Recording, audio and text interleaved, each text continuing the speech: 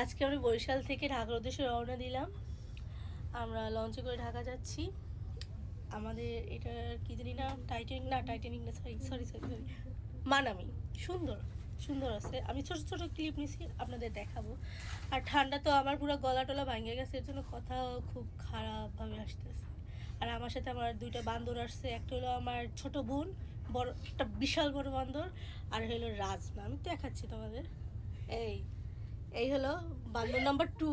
আর এলো এই যে চুলের কালার দেখলেই বোঝায় যে এলো বান্দর নাম্বার 1। পাটাং।